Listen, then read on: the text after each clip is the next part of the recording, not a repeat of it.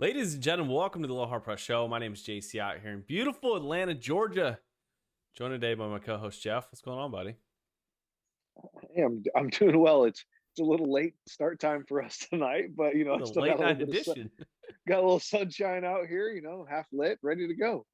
It's a crystal clear, almost midnight here in beautiful East Coast, which is good stuff. But Jeff, I mean, how is California? Is the weather nice? Does it feel good? Is it sticky hot yet, or is it still at that like 80, 85 degrees?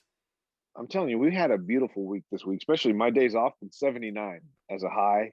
Down into the 40s at night. It's been beautiful. I got to play golf today up in the mountains. I don't know if it was over 75 up there today. Kind of reminded me a little bit of Mace Meadows for those folks that listen to the show that have played Mace Meadows back in its prime. This course, Sequoia Woods. It's a private course. We got to play it because our buddy's a worker out there. But it was awesome. Yeah, it was freaking good time. California weather is amazing right now. It's that best weather. You know why? Because you don't have to turn your AC on and you don't have to turn your heater on. So your PG&E bill is way down for like at least a month or two. That power bill is fucking it's real low right now, which is good, which is exciting. But the most exciting thing that you guys need to be aware of is the home game is coming up June 11th at 1 p.m. at beautiful Ione, California at Castle Oaks Golf Club, the home place where the Aloha Press started. Do me a favor, Kate, when you're listening to this, you're going to have like 30 seconds to pretty much sign up for this damn thing, which is going to be ending on May 18th. At midnight is the last time that you can sign up. Pretty much to explain it for everyone else, it pretty much allows me to know who's actually coming so we can prep the actual player gift to make it an absolutely amazing time. But the thing that was exciting earlier this week was we took on a little title sponsor, which is exciting. We've got Acorn Hills Animal Center, who took on the title sponsor for the home game, who's going to help us help the community out and kind of bring some funds to some charities we like to give back to. We'll get into that more later. But if you want to sponsor, be a partner in the actual home game, you want to sponsor T-Box, some of the clothing, something, you just want to help the community out, reach out to me at jc@thealohapress.com. It'll be in the show notes. But I know the home game's coming up, and it's very exciting, but it's got to be almost as exciting as the AT T Byron Nelson at TPC Craig Ranch, right? I mean, I think the home game's more exciting, just to let you know, to be honest with you. I know there's been some hate mail, regarding the price to the home game, which I think is absolutely ridiculous because if anybody that's played in our tournaments from up in Tahoe at Edgewood last year to Cancun to this one, you're not getting, rinky dink, a bag of trail mix and a bottle of water and a warm, bottle of wine that's been donated 8 years ago in a duffel bag as your player gift. You're getting real deal stuff. There's a reason that it costs that much. One, because we pay out cash. Two, because we play side bet games that entry includes. And three, you get a great player's gift. So I hate to see it. I don't look at social media that much, but when I look on there and I see the hate mail that comes in about $150 to play Castle Oaks, like, forget about it. Don't, obviously you're not coming to Tahoe because you're not going to come pay $750 to come play at Edgewood 2 rounds. It's just I saw some comments and we've had some negativity in regards to it, and I understand it's a tough time in this world. I understand, our beautiful president of the United States has given you several checks. I told you several months ago, put that shit away, put it in a savings account, and earn that 0.1% to be able to afford the, couple events that are coming up. Yeah, it's $150, but when you look at the grand scheme of things, you would have spent that much anyways at a stupid freaking best ball tournament when you go buy 100 raffle tickets to win some cheap Chinese piece of crap that, you're probably going to shove in a closet and re-gift later at Christmas time. But how about this? It's $150, right? But yeah. There's also it's a gamble because there's the opportunity to win more than that in cash back. You might actually come play in this tournament and make money. Well, we might have to dock you as like a professional golfer. That's how much cash is on the line. So, especially when we're giving them their full handicap. I agree. You kidding me? Yeah, I've seen some rather inflated handicaps. We're gonna have to double check those indexes and realize that you guys just can't pump them up because I double check every single index, which is gonna be just the way it goes. There's no 49 handicap, okay? You're not going to get 18 strokes a hole, okay? Give it a break. But, Jeff, let's dive into the AT T Byron Nelson. You've got just an absolute incredible winner. KH Lee, the 29-year-old South Korea, gets the victory done at 25 under. It was one of those golf tournaments that you looked at the headlines and realized that there were some big names in the field at the beginning of the week at a newer golf course that wasn't necessarily new to the PGA Tour players, some of the youngsters, but it was new to us. We got to see a kind of a glimpse to it. And when I saw on Friday that the cut line was -6, I realized this is an absolute joke. Like, this is a second tier event. I feel bad for KH Lee because no one's going to remember him, and no one really is going to talk about this event moving forward as we embark on the PGA Championship.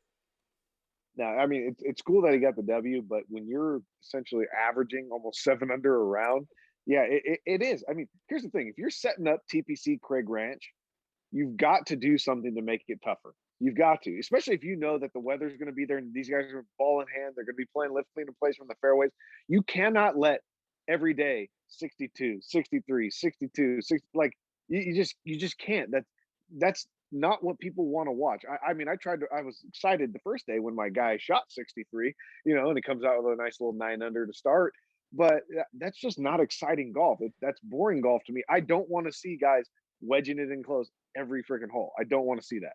It was one of those things. And the golf course, to be quite honest, was not prepared in Championship 4. Like, they brought in a lot of sod around the greens to make it look halfway decent. Like, someone bitched about, us playing the Castle Oaks, and I can promise you, Castle Oaks is in way better condition.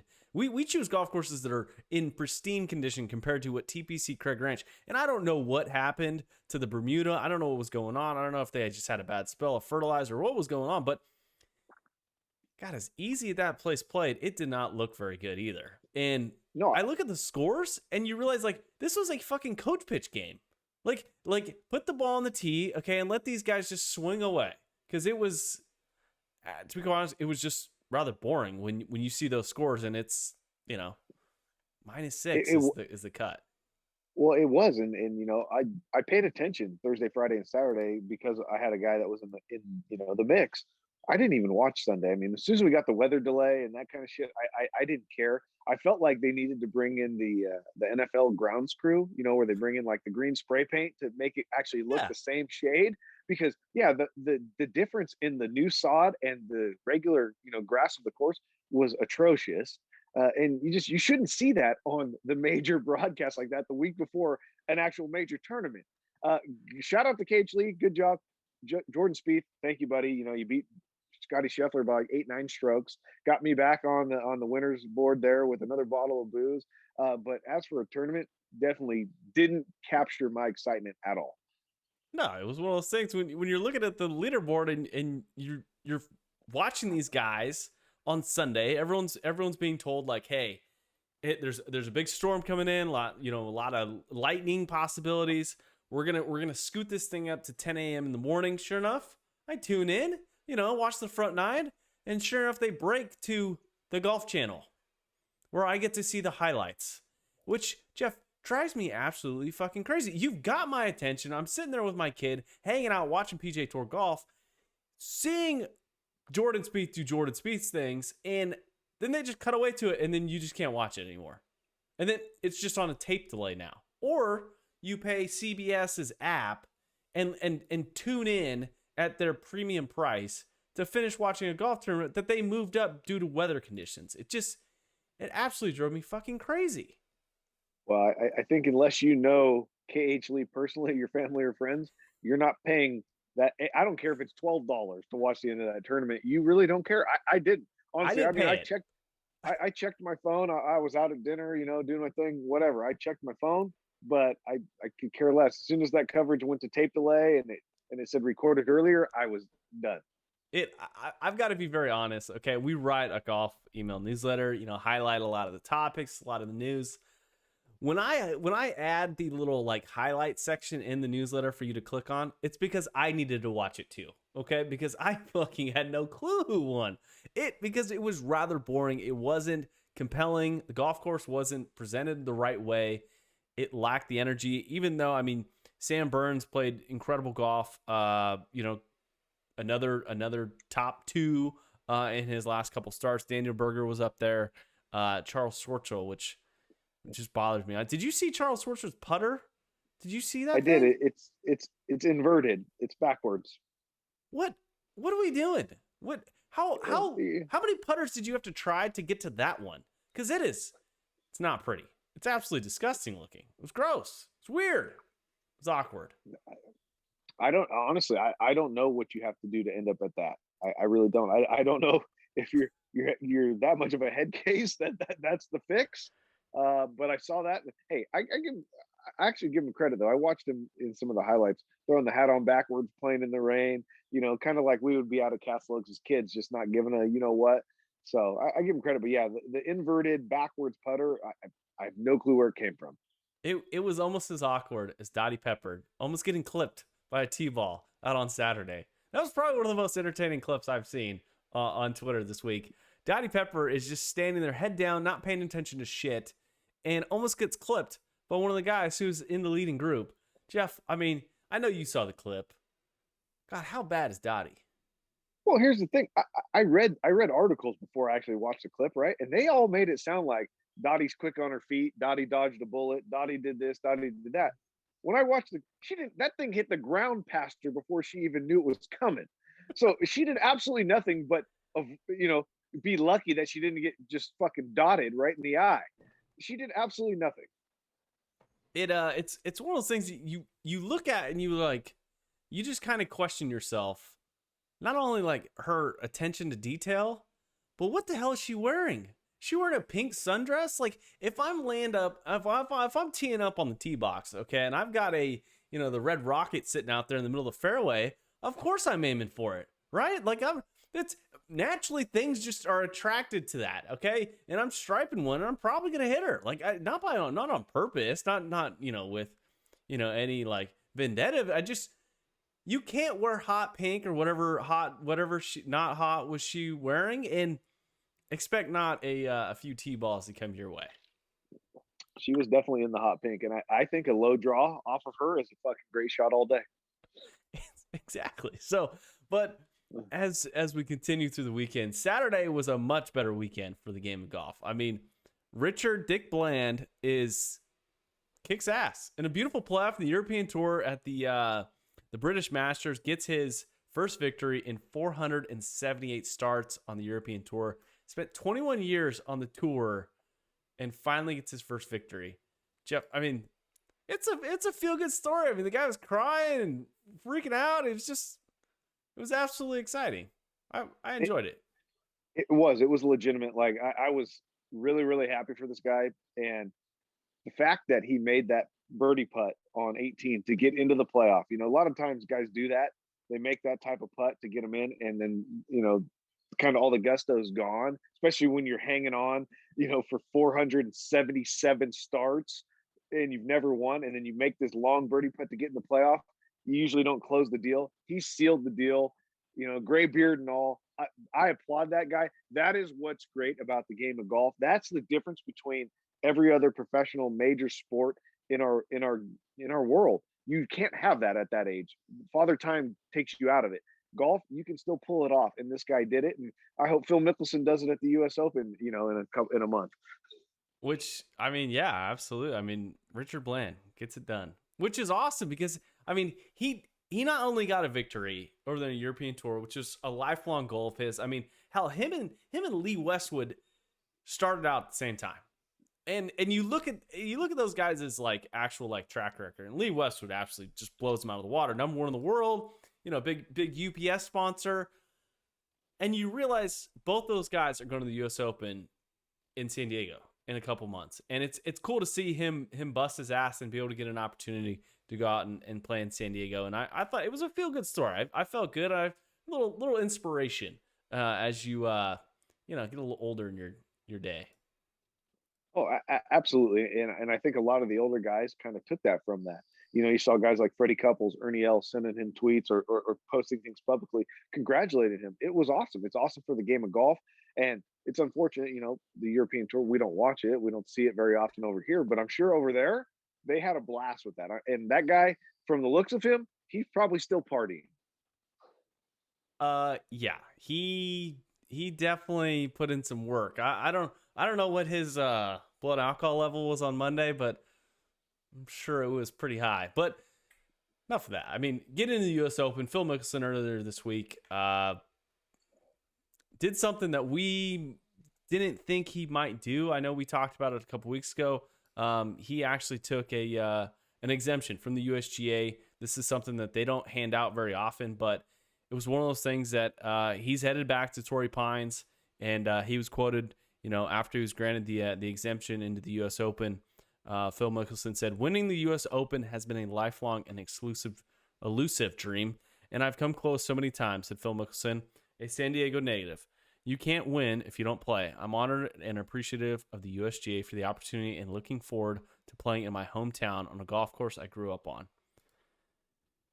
Feels good, right? I mean, we want him there. I mean, shit, he's only 50, and this is the championship that he just has absolutely been chasing, and he's been so close so many times. And I don't know if I was a fan of him taking an exemption or not, but in my heart, I'm really happy and I'm excited to see him playing at a U.S. Open. 100%. We talked about it, and we didn't know if he would. I didn't think he would, just because he's kind of that kind of guy. I wanted him to. We talked about it from a fan's standpoint, and I'm very excited to see him do it. And I hope he plays well. I just hope he gives us something to tune in on the weekend to watch him make a charge, chase the freaking championship. It's his home course. It's Torrey Pines. I pray that we can actually have something exciting with Phil Mickelson down the stretch on a Sunday at the U.S. Open. And I applaud him for taking it. You know what? It sets the stage kind of for guys later on in their career that, hey, it's okay to do that. When you're a major champion. Let's qualify that. Yeah, let's guys that are not major champions, yeah, don't deserve exemptions. If you get 6 second place, okay, in the U.S. Open, I believe you get one pass. Okay, I'll give you one pass, Phil. Yes. You've won a bunch of majors. I mean, hell, you've got this opportunity to get the career Grand Slam. And do I think it's going to happen at Torrey Pines? Probably not. It's going to be a long golf course. The rough, I'm sure they're not going to cut that damn rough for freaking another 2 months. I look at Phil, and the thing that scares me the most is I don't know how many more opportunities he's going to have. And it's sad. And it's one of those things that I look at, and you kind of see history in the making. This is that one opportunity for him to go out there and do something special and to be able to kind of continue that dream of the career Grand Slam, doing it on his home golf course in his hometown. God, I just want him to be there on the weekend. That's really what we want. I mean, we're not going to get a Tiger Phil, battle at the US Open, but hopefully we'll get something. No, we are. And you know what? It's weird because 3 out of 4 majors every year right now, we've got this opportunity to see the career Grand Slam, whether it's Rory McIlroy, Jordan Spieth coming up, this week, or Phil Mickelson. We're waiting for it. Everybody's waiting for it. And I don't know if the pressure gets to these guys or not, but I want to see it. I mean, the Tiger's a different breed, right? The Tiger Slam, yeah. Tiger Woods. But besides him, we've never seen it, in our day. I want to see it. I want to see these guys do it. I want to see them step up to the pressure and get it done. And we'll talk about it here in a second, but Jordan Spieth's got a chance this week. It's just, does it sometimes become too much? Who knows? Phil's tried a lot of times. Like you said, 6 second place finishes out there, and he couldn't get it done. But this kind of sets up perfectly for him.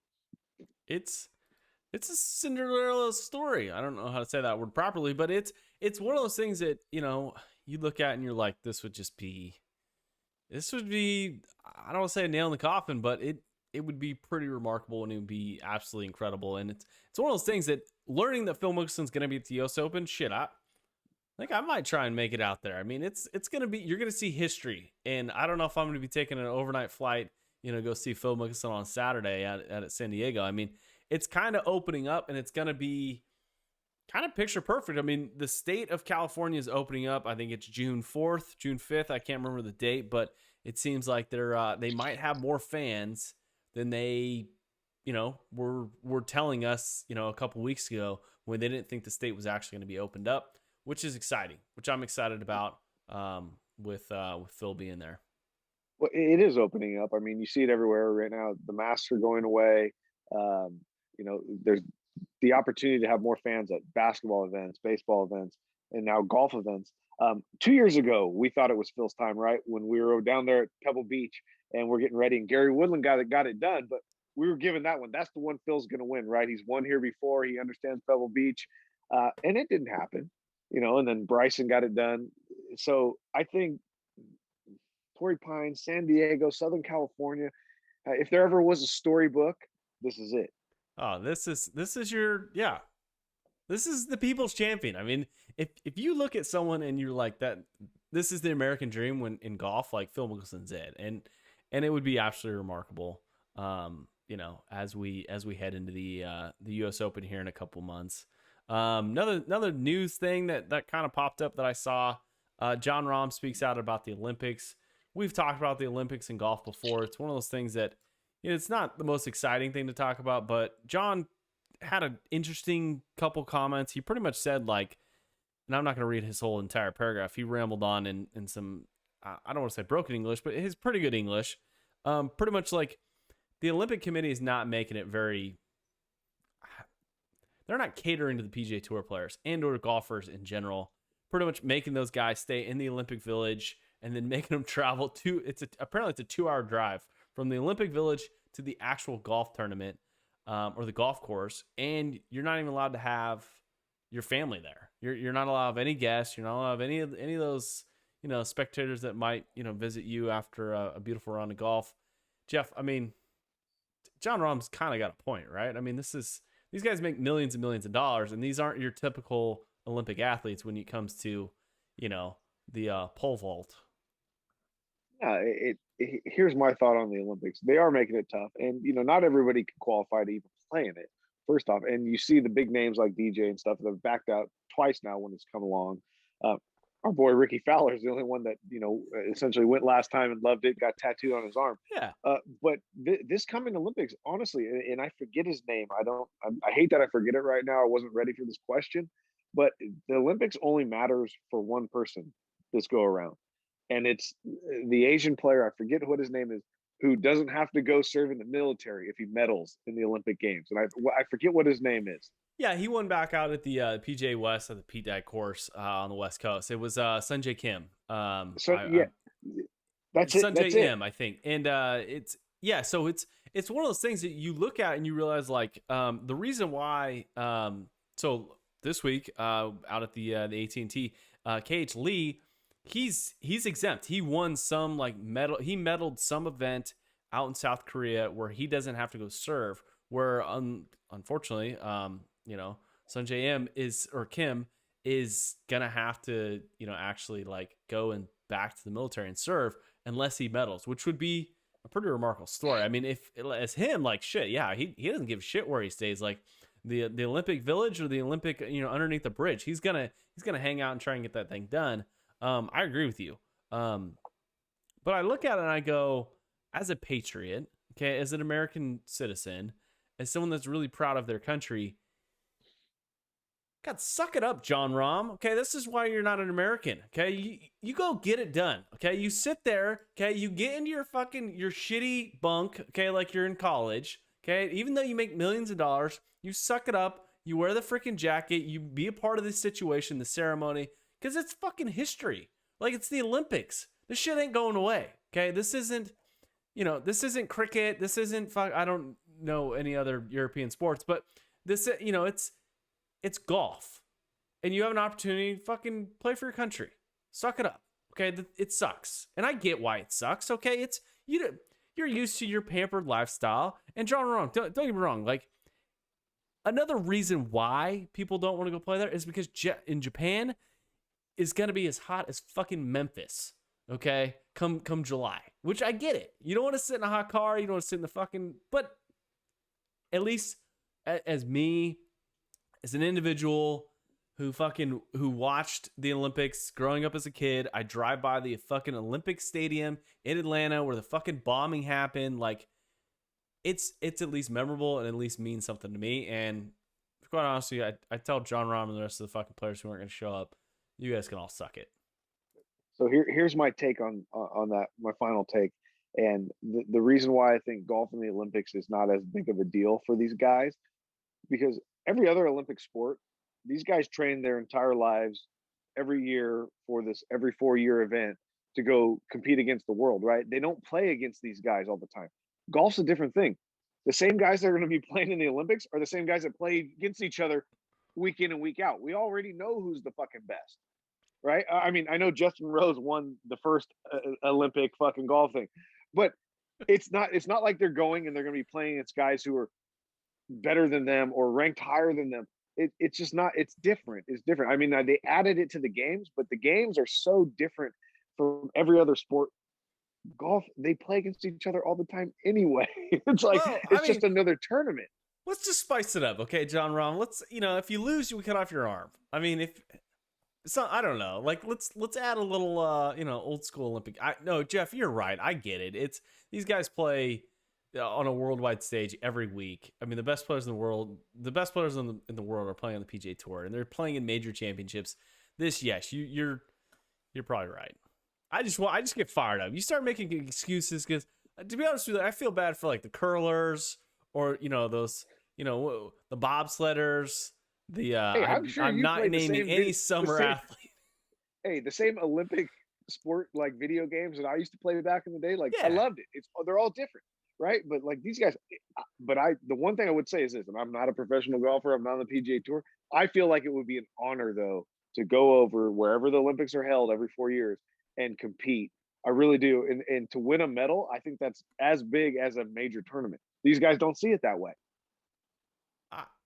Yeah, and it's one of those things that you look at and you realize, as my stupid camera's getting unfocused, it just, the guys, I just think about the guys on the rings, or the girls on the floor exercise, the beach volleyball girls. I'm assuming they don't make a lot of cash, but the swimmers, but they become icons. The golfers that go over there and win this, they don't. I mean, Justin Rose, he got some fucking Capital One commercials, right? He gets to eat ice cream cones and do Capital. Yeah, who cares? Like it didn't do any. It's not doing anything for golfers. It's just a fucking another tournament. It does things for the other events and the winners of those events. It doesn't do anything for the golfers. And you're right. I think you're absolutely right when it comes to the men's side of it. I think for the women's side, like, because golf in the Asian culture is so popular right now, I think golf is just absolutely flourishing because so many of those countries, like the Olympics is fucking, they train you train your entire life and this is fucking everything you do. So yeah, you're right. I mean, but with that being said, are you ready for some, you want to do some listener questions? We haven't done listener questions in a long time. I've got a couple questions that people want to know. Yeah, absolutely. Yeah? I got one for you when we're done too. Oh, okay. All right. It was asked me at the golf course today, and I figure I might as well just throw it to you too and see what you think. So the first question I got was from a recent comment that they particularly did not like our influence on the golfing world as we reacted to some of the most recent Masters champion dragging his green jacket through the Atlanta airport. I was reminded that we suck at podcasting and we're not very good at influencers or YouTubers, which confused me because we've been doing this for like a long time. I got a little notification. We're at like episode like 93. Fuck this. Well, what confuses me? It confuses me that if somebody's saying that to you, that means they're watching you. I know. Okay. They're still watching. Like, it's like, yeah. I realize like the time it took you to write this beautiful comment, which is awesome. I appreciate all the comments. I want everyone to leave some comments. It's I just realized like the part that they got mad at was when like they got mad at a part that it was like minute like 4 when they got mad. They didn't get mad at like the beginning, which I thought was pretty funny. But so this particular listener complainer wants to know, why do we hate yellow golf balls so much, Jeff? Well, I'm going to tell you right now, there's 2 reasons for me. The first reason is they look different when you look down at them. It's just, I don't know if it's like glowing or something. For me, it looks a little bit different when it sits on the ground compared to a white ball, which that's not the biggest of deals, right? But the second is this: they don't play the same. The covers are not the same. I don't care if it's a Pro V1. I don't care if it's Callaway. they're different covers. They don't spin as much. They're not as soft. They don't tear. I mean, you ask anybody that hits wedges pure, that spins balls back and rips balls. That does not happen with the yellow cover golf balls. I don't know what it is. If it's the colors, the dyes, they are a different cover. They are not the same golf ball. If you're buying Pro V1Xs, Pro V1s, and they're yellow, you're getting ripped off. I'm telling you right now. It's Jeff. Your answer is fucking educated. Great. You have a very well thought answer. My answer is two things. Okay. What drives me crazy is the person that I'm riding with goes, I play a golf ball because it's easier to find. I'm like, then get better at golf. Okay. If you have to handicap yourself so you can see it better, which doesn't make any sense. The grass is green and you're playing a yellow golf. It's the most difficult thing for me to see because I only see white golf balls, what are we doing? It absolutely drives me crazy. The second reason I don't like yellow golf balls, I can't think of one right now, because they're fucking yellow. Who plays yellow stuff? It just drives, like, what other object besides a tennis ball, which I disagree with anyways, is yellow? Football's leather, okay, manly. Basketball, leather, brown. It just, I don't know.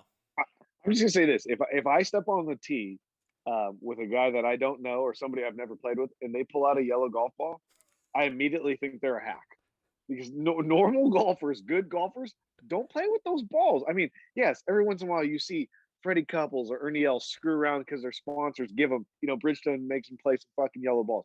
Normal people play white golf balls. That's all I will say. And here's the thing. If you want to come out and play with me and show me that your yellow ball zips back or freaking one hops and stops, please try, because it does not do that.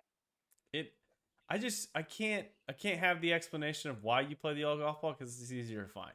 It's because you're fucking colorblind. That's why. Because the white golf ball looks like it's gray, okay, and everything else is gray, okay, which drives me crazy. But I'm gonna tell you right now, the white golf ball stands out in a fucking patch of rough or the fairway a hell of a lot better than a fucking yellow golf ball. It looks like a leaf for half the time.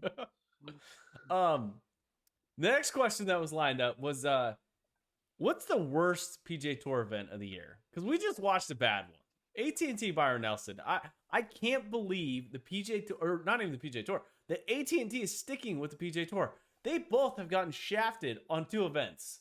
The Pebble Beach event, which was hosted by the AT T, and then this one. It just drives me crazy. And next year, I heard, because the NFL is adding another game, the Super Bowl is going to be on the same day as the AT&T Pebble Beach. So I'm not going to pick a single tournament. I'm going to just tell you my take as a fan and a guy that I legitimately enjoy sitting on the couch and watching golf. I really do. I watch it from my phone. I watch anywhere I'm at. If I'm working out, if I'm at work, if I'm at home, I love watching golf. But any tournament that comes the week before a major championship or the week after it's fucking, I'm sorry for you. I really am. You're never going to be a top tier event, because the guys that are really good players are using it as a practice round to get ready, or they're not there, and then they don't play in it the week after. So it's just, those are the tournaments I would say. I can't give you a specific name. I'm just saying anything before or after major championships. I'm sorry for you. I'm with you. I'm absolutely with you. But I'm going to go a different direction. The golf tournaments I can't stand is the off tournaments, the second tier tournaments. Like, if you're hosting a tournament on the WGC week, or you're hosting a tournament on a major championship week, or during the Open or whatever, just get rid of it. I know you want to give opportunities to these guys like the Reno and all that shit, but just get rid. I can't watch two tournaments. Okay, I can barely handle watching Golf Channel and keeping with the LPGA, the Corn Ferry Tour, and the Old Man Tour. It just drives you crazy. I can't stand those tournaments. I think those tournaments are more for the golf course, to be able to say they host a PGA Tour event, and they might even take a hit. They might even take a loss that week, but I would say they're probably more for that than they are the viewership, because obviously nobody's watching those if you've got a WGC or you've got something else going on. So as we wrap up that, so a question came in. I commented on a PGA Tour player's particular account on Instagram. It looked like he was doing some yard work, and I offered to help. As a PGA Tour player, I thought maybe I help you cut down a tree. Maybe we get you on the podcast. You never know. But Richie Wawrinski, okay, was using some power tools, okay, and he advised that the boys at the Aloha Press would not be able to come back from working with him out at his farm. And Jeff, I wanted your opinion. Do you think we could hang with a PGA Tour player using a chainsaw and weed eater? Well, it's funny you asked that. We did not prep this. I'm going to tell Richie Wawrinski right now. One, if I was a PGA Tour player, I wouldn't be doing any type of manual labor like that, because I just weed eated for 4 hours straight yesterday after working out, and then went and tried to play golf today, and I was sore as fuck. He shouldn't be doing that. And yes, we can hang. We're fucking hillbillies from the country. We grew up in the fucking country. All we do is weed eat, cut trees, chop wood. That's what we do. Burn. I love to burn shit. I'm going to weed eat again tomorrow for 4 hours. I got to clear my property. It's called fire danger here in California. If you don't have defensible space, you're going to lose your insurance. You have to do that type of stuff. And I ain't paying nobody to do it. The only thing I got to avoid is the poison oak. So he's wrong talking to us, because that's what we do. We've done it our whole lives. And here's the thing: you better get a good weed eater, fucking a lot of gas and a lot of line, because you're gonna fucking have a long day out there. It's I just laughed. I offered, and he insulted us, and he has no clue what's going on. And then he's out there a week before the major championship, and he's cutting down like not 100 feet, probably like a 60-foot freaking pine tree, and he's cowboy cutting the damn thing. Like, he's just sawing right through it. The damn thing's twisting, and just I don't mess with trees. I don't mess with trees. He shouldn't be messing with trees either. You hire a professional for that. But weed eating and trimming limbs and that type of stuff, like, come on, we've been doing that our whole lives. I agree. So, last and final question. Someone presented it to me and asked, if you were partnered with me at the home game in July, which PGA Tour player would you want to team up with to absolutely destroy the field that we're inviting out to beautiful Castle Oaks? Oh, that's easy. If I wasn't your partner, I'm bringing my boy John Daly. First off, I'm bringing my boy John Daly, and I'm calling into work sick before we even tee off, because I know where it's headed. It's been a lifelong dream of mine to go play with him. I still hope someday I find a way to make that happen. But he is the epitome of hit bombs, attack pins, Aloha Press, and smoke, drink, and have a good time. And that's all we do in these tournaments. That's all we do. I mean, you ask the guys from Tahoe last year to Cancun this year to what we're going to do out there. It's John Daly is a no doubter. That's an incredible answer. He's playing in the PGA Championship this week. He is. I have a question for you, but who would you pick? I'm charting a Southwest plan for Tiger Woods. He's not going to play in the event. Okay, he's just sitting in the fucking golf cart, intimidating the fuck out of everyone, like just driving by, just flipping people off.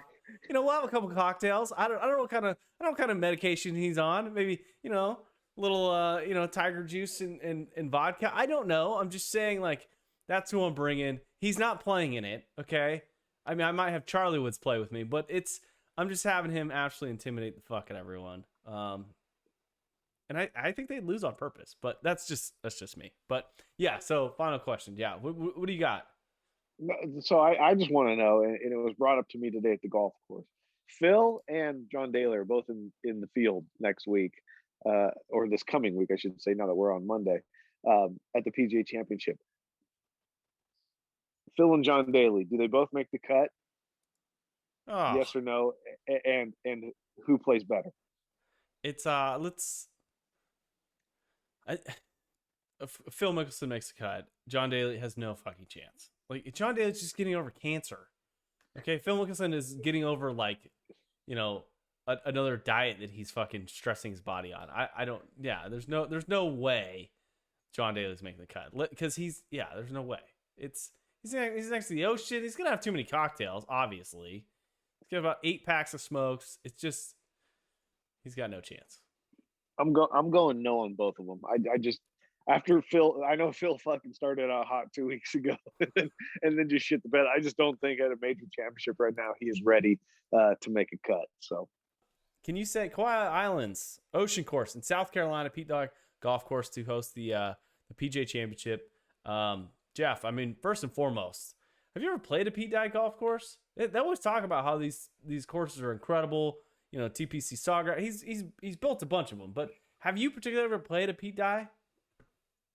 not that I can remember. I don't know if Pete Dye's actually made his way out to the West Coast to design courses. Maybe he has. If he did, I don't remember. But the thing that stood out to me the most when I started doing a little bit of research on this course, the yardage, it is stupid long, stupid long. I mean, we always, as amateurs, you look at anything over 7,000 yards, you're like, damn, that's long. Yeah. 72, 74, that's stupid long. This thing's almost like 7,900 yards, 78, 7,900 yards. That is stupid. It's stupid because it's 7,876 yards in the wind. Like this golf course could play nearly 9,000 yards at times. If you guys aren't familiar, it literally is called the Ocean Course because it's on the fucking ocean. It looks like a links golf course in the sand dunes. It looks really incredible. Every hole out there, water comes into play. You got freaking giant tall grass. Jeff, I mean, it's just shocking like how far these guys actually fucking hit it. And I was watching 2012 when Rory McIlroy won the event. Damn, he hit a shitload of drivers. Like, and it does not look like an easy golf course. Like, I would feel real comfortable playing it about maybe 5,800 yards, not 2,000 more yards. Like it's stupid. It's crazy. Well, I think whoever gets a lot of confidence and gets hot with their driver is going to do well. If a guy like Bryson could figure it out and straighten it out, I mean, I watched him a lot last week, and he had no clue where it was going. Right, he was left and right, but it didn't matter because he could kind of get away with it there at Craig Ranch. Right, Craig Ranch was like played like Castle Oaks for those guys. This is going to be a different story. That's why Bryson. I'm not picking Bryson. I don't think he has any chance, just because it's there's too much trouble. He gets away with it when like he did when he won the U.S. Open last year. He hits it a long ways in the rough and he can hack it out. This is not the type of course. That long grass, the water, like you can't come back from lost balls or penalties. Well, and it was one of those golf courses I was looking at. And I was watching the highlights, and I realized like when you let 30,000 people in or 40,000 people to walk around and go stomp around in the rough, like you can spray it a little bit. But this week they're only gonna have about 10,000 people out at the PGA Championship, and it's one of those things that you look at and realize Jeff's camera just is on the move. I lost you a little bit. What is your take with the use of rangefinders out at the PGA Championship? It's a big storyline. It's something that the PGA came out with a couple months ago and said, hey, it's going to speed up play. They're going to test it out this year. What is your thought of the actual rangefinder, the use of it, and or like, do you think it's actually going to speed up the game of golf, especially out at a major championship? Well, personally, I think it's going to speed up the game of golf. I really do. It's funny to see some of the guys' takes because a lot of the guys sit there and say, oh, it's going to slow it down or it's going to only be beneficial when you hit it way offline. But here's the thing. Why do you need to have your caddy walk off yardages anymore? For sprinklers, you don't. Hit it with the freaking laser. It is what it is. I think it's only beneficial. And I think it's only going to speed up the game. These guys saying that, no, it's not because we're still going to walk it off and we're going to second guess and then we're going to shoot it with the laser after. I think that's ridiculous. I think it's going to be a positive. I think it's a beneficial thing. And I hope that the PGA Tour would take that into consideration going forward and allow it on every event. I agree with you. It's one of those things that I heard Webb Simpson talk about, hey, I need, especially with the wind and the conditions and the way the golf course sets up, that he needs to know like front always. He needs the front and he needs other like measurements, and that's why he thinks it's not going to be as fast. And I'm like, look, and I'm thinking, what? How easy would it be just to freaking laser it? And or we just don't have all the information. Well, when we play, hey, it's very easy to shoot the front of a bunker, or it's very easy to shoot the back hill. Like it's not like you're just not gonna know. I mean, those lasers are amazing. and they're instant. So I think it's a beneficial thing. I think that these guys will actually probably play faster, and hopefully they all use it. I know you got guys like Justin Thomas that says, well, it takes being a good caddy out of it. Kinda, I mean, if they're giving you bad yardages, yeah, but they shouldn't be giving you bad yardages. They've all prepped, and they still got to Yeah. help you read your putts. So I like it. It's one of those things that I think it's a good idea. Do I think it's going to speed up the game when it comes to like Bryson? Absolutely not. It's just another tool. I mean, you're gonna give Bryson another fucking instrument to go out there and diddle daddle with. He's gonna take advantage of it. It's gonna slow the game down. It's one of those things that I think the information in that little book that they get every week is just in abundance. And I say take away the books. Give them the rangefinder. Let their dumbasses do what I do, and you forget to pack another battery, and all of a sudden your rangefinder dies in the middle of a fucking tournament. And then you gotta really just kind of feel it out. I don't. For some reason, I was a much better golfer when I didn't have a rangefinder. For some reason, I was a much more feel golfer. So maybe some of these guys don't need to use it. I don't know why. It seems like from like 120 in, feeling it and just kind of looking at a yardage was always easier for me. Now I'm more technical because 87 yards instead of fucking, what I think might be 95, whatever. But hey, it's a step in the right direction in my eyes. I think so, and I think it's. I think we often look at like what they do on the majors and stuff and you get these guys to really like kind of just over articulate things, and it should be just laser the front, laser the back, laser the freaking. You can get all four of those numbers in a matter of seconds with a freaking device that measures it for you. Yeah, it takes a little bit out of the figuring the caddy's hands, but who cares? But I gotta ask. I mean, defending champion Colin Morikawa. He's gone through kind of a weird stretch up and down. He won a WGC early in the year. Does he have any chance to defend with fans ready to go at a different style golf course on the absolute opposite end of the United States? I don't think so. He's not even on my radar this week. We talked about it, a year ago or however long ago it was during the COVID PGA down there in San Francisco, that we didn't think he would have won. If it was a normal year with the normal fans and the pressure like that. So I don't think so. He's not even on my radar. I'd like to kind of hear what you have to think about him. It's one of those things that you realize, like, he's a great iron player. And I think his iron play is probably trending in the right direction. But looking at this golf course, he's not the longest guy in the world. And you've got to be super long here. Like, the reason why Rory McIlroy won by 8 shots last time was because he could pound a bunch of drivers and had a ton of length off the tee, and his iron play was just precise. But his short game was fucking incredible. I watched the 2012, and it was just stupid. He got up and down from everywhere. I just don't think Colin Morikawa's got it, and I don't think the crowd's gonna help, and I don't think his buddy Matthew Wolff and all his drama going on is helping him either. So it's something that I don't think he's going to defend. I think he's going to have a lot of, a lot of photo opportunities, a lot of media attention. I just don't think, as young as he is, and as seasoned of a guy that he is now. I mean, this is going to be what, second PGA Championship to play in, and he's defending. So I think he's got no chance, and I would be even shocked if he makes the cut. Well, since we failed to talk about it, or maybe we did. Oh no, we talked about it. I won last week, so I'm going to give you the opportunity as the loser last week to pick first. Who do you have this week? Well, you gotta look at it and you realize, like, Jordan Spieth's got an opportunity, who almost won last week. One of your picks last week. He won several weeks ago, and you think like he's got an opportunity to get the Grand Slam. You would think he'd be highly motivated coming into this week, but when it's all said and done, I mean, my pick is simple. Okay, it's a guy who we highlighted last week. We thought he might have a little, knee injury after maybe a little dose with some alcohol or something. I personally think he had some responsibilities, and he pretty much chalked it up as a giant excuse to get out to the PGA Championship a little early. So I'm going with 17-1 Dustin Johnson to get his first PGA Championship and to continue on this little streak that he's on. I mean, he's secretly coming into it. I mean, he's got an event under his belt this year at the Saudi event. I mean, he played well last year's Masters. I think he's just coming into his form. Hometown boy or hometown state. I mean, he's played at this golf course a bunch, so I think he's gonna get it done. As a world number one. You know what? I really hate you because it's 2 times now that you've picked first that you've picked my guy.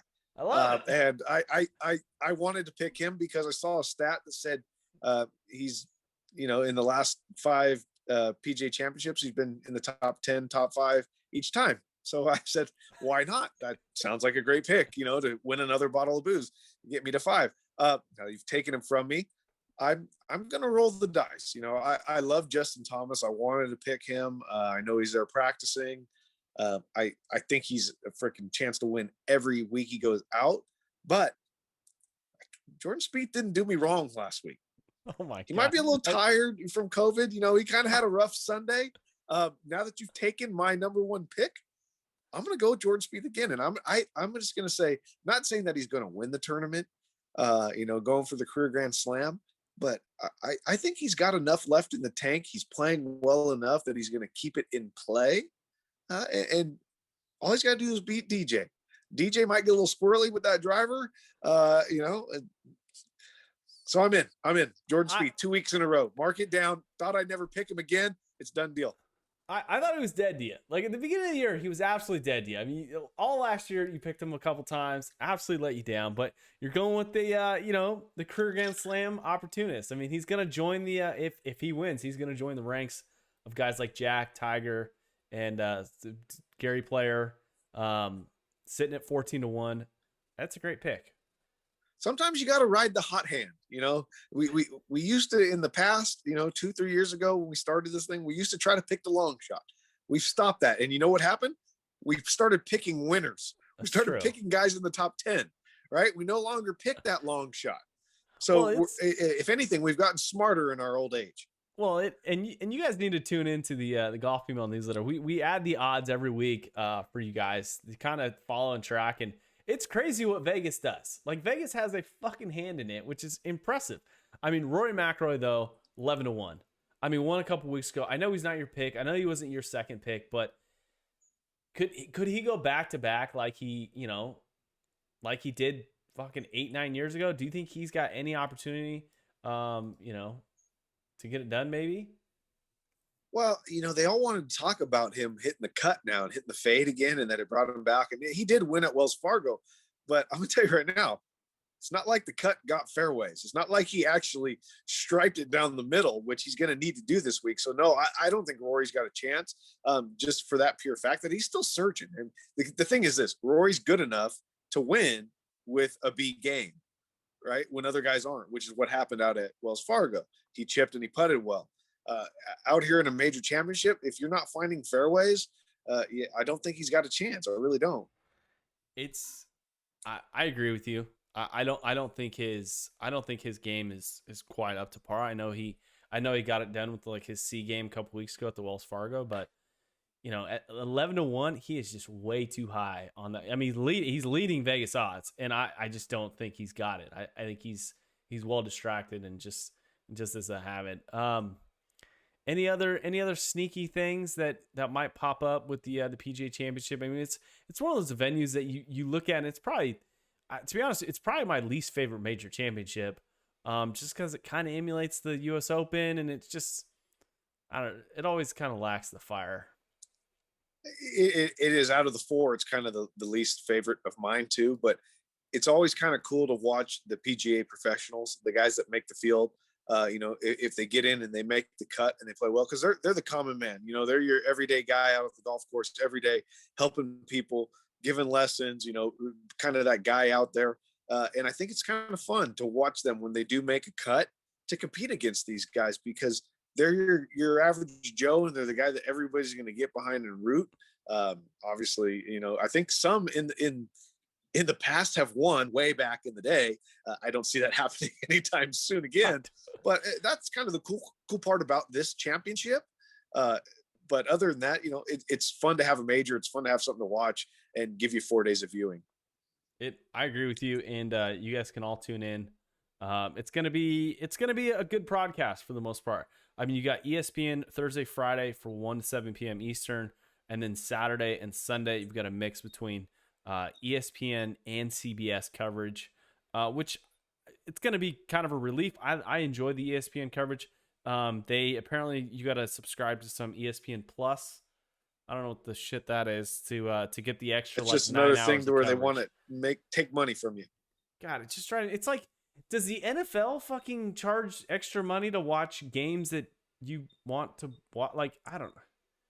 I guess maybe the red zone, maybe, but it just NFL ticket. I don't know. It just drives me crazy. But it's I think it's going to be a good viewing experience for the most part. I enjoy ESPN's coverage, even though they're hair PG for us. Hey, But it's a lot better than when TBS and TNT used to have the PGA Championship. So let's just be thankful that they don't have it anymore. How cool would it be if you got Charles Barkley on the call? 18. Well, here's the thing. I actually didn't mind, Ernie and those guys, doing some golf stuff, but they didn't study at all. I mean, No. Charles doesn't study for the NCAA championship. He doesn't study for half the shit he does anyway. But, you get Ernie on there from TBS, TNT, and they really didn't have any clue what was going on. It's like they hadn't watched a golf tournament all year, except for the one they have to cover. So I'm glad that ESPN and CBS got it back. I'm looking forward to it. Hey, it's major championship golf. It doesn't matter who's in the hunt at the end, as long as somebody's not winning by 5-7 strokes on Sunday. It's going to be exciting. And that's the whole point. I mean, this is a great golf course. I looked at it, and dude, it's not that expensive. It's like $380. You gotta pay like $1,000 a night to stay there to play, but it looks like a sick golf course. It looks awesome. I mean, South Carolina, looks like pretty prime golfing territory. Yeah, it's going to be exciting. I'm looking forward to it. And hey, go Jordan Spieth, baby. So you guys have heard it right here, the Aloha Press podcast and YouTube show. It's a battle between Dustin Johnson and Jordan Spieth. Jordan Spieth has stolen one of these before from him. It was a U.S. Open, but it, I think there was a little bunker gate that out at Chambers Bay. But I mean, there you have it. These are your picks. Okay, go to Vegas, fly to Atlantic City, put some money down the line. E3, I'm thinking about you right now. I need to call in a few bets, a few wagers to get it done this week. As Jeff and I battle for another bottle of booze, which I am absolutely in a fucking hole right now. I'm down 5. And it's not looking good. Hopefully we can make up a few here, this weekend. But crazy thing, I don't even know if I asked you this before, but maybe a Friday night show. Maybe if things go right. Maybe a live show, kind of recapping maybe the first 2 days. I don't know, something for the viewers and might listeners. have to be a little later night show because I'm working 12s all week, but I'm in. Shit. Yeah, maybe recap, give you guys a little taste. But yeah. With that being said, Jeff, let's wrap it at that. If you guys are listening to this, watching this, as Jeff ends his recording, you guys go sign up for the home game. All right, you're back. Yeah, go sign up for the beautiful home game. The alohapress.com/home game. If you guys want to sponsor it, let me know at jc@thealohapress.com. The info will be in the show notes. But Jeff, really appreciate it. We'll talk to you guys later, and good luck this week, buddy. Yeah, hey, and just to talk about the sponsorships for the home game, I want these people to know, like, when they donate to the Aloha Press and they donate to the home game, everything goes back to the community. We talked about it last week, how we donated to the local high schools. This tournament specifically, we've already got a big pledge to go towards the Amador County Deputy Sheriff's Canine Fund from Acorn Hills. So the money that you guys give, it doesn't go in our pockets. Believe me, we've said that before. It all goes back to the community, specifically Amador County community, even though JC's out in Georgia. So, come out, donate, support. The Canine Fund's gonna reap the benefits of this tournament at the home game there.